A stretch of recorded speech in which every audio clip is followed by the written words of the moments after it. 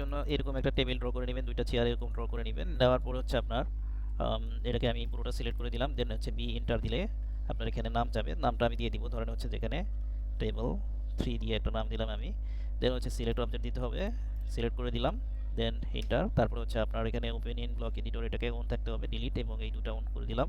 তারপর হচ্ছে ওকে করে দিলে ব্লক এডিটরে চলে যাবে।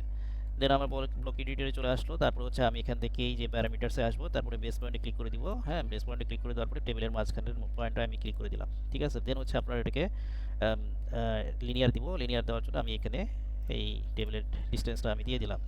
দেন আমি এটাকে সিলেক্ট করে দিব এবং পিআর লিখে এন্টার দিব এবং এখানে প্রপার্টিসটা অন হবে। দেন আমি এইটাকে সিলেক্ট করে দিব, ডিস্টেন্সটাকে সিলেক্ট করে দিলে তারপর হচ্ছে যে ভ্যালুটা সেট করে দিব। তারপর এখানে আপনার ডিস্টেন্স টাইপটা হচ্ছে আপনার এটা ইনক্রিমেন্ট করে দিব। ডিস্টেন্স টাইপটা আমার হচ্ছে ইনক্রিমেন্ট হবে এবং এখানে ইনক্রিমেন্টের পরিমাণ কত হবে আমি আমার এই চেয়ারের সাইজটা আপনার দেখে নিতে হবে। তো চেয়ারের সাইজটা হচ্ছে আপনার এখানে দেখাই।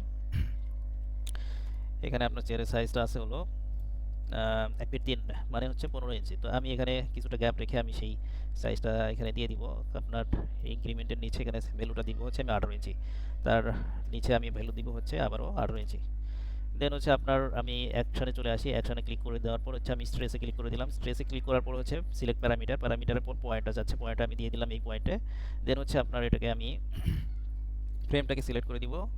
ফ্রেমটাকে হচ্ছে আপনার আমি এখানে ফ্রেমটা দেখে শুনে সিলেক্ট করতে হবে যাতে হচ্ছে স্ট্রেসটা হয় আর কি। ঠিক আছে, আমি এইভাবে সিলেক্ট করে দিব। তারপর হচ্ছে সিলেক্ট অবজেক্ট করে দিব। আমি এই টেবিলটা হচ্ছে আমার স্ট্রেস হবে, এন্টার করে দিলাম। দেন হচ্ছে আপনার এখানে আমাদের এই দুইটা পয়েন্ট যদি দরকার না হয়, অর্থাৎ হচ্ছে এই যে যে গ্রিপসটা, এই দুইটা গ্রিপস দেখাচ্ছে, আমি এই গ্রিপসের উপর ডান বাটন করে ক্লিক করে হচ্ছে আপনার গ্রিপ ডিসপ্লে থেকে আমি ওয়ান করে দিলাম। দেন হচ্ছে আপনার অ্যারেটা আমি ক্লিক করে দিচ্ছি। দেন অ্যারে ক্লিক করার পরে হচ্ছে আমার অ্যারেটা হবে দুটো চেয়ার, সো দ্যাট আমি হচ্ছে সিলেক্ট প্যারামিটারস ডিস্টেন্সটা করে দিলাম। তারপর হচ্ছে সিলেক্ট অবজেক্ট, আমার এই দুটা চেয়ার হচ্ছে আমার কি হবে, অ্যারে হবে। দুটো ক্লিক করে এন্টার দিয়ে দিলাম আমার। তারপর হচ্ছে ডিস্টেন্সটা দিতে হবে। ডিস্টেন্সটা কত দিব, 18, সরি মানে 18 মানে হচ্ছে 18 আর কি, এন্টার দিলাম। তো এটা হয়ে গেছে। এখন হচ্ছে আমরা সেভ ব্লক করে দিলাম, তারপর হচ্ছে ক্লজ এডিটর।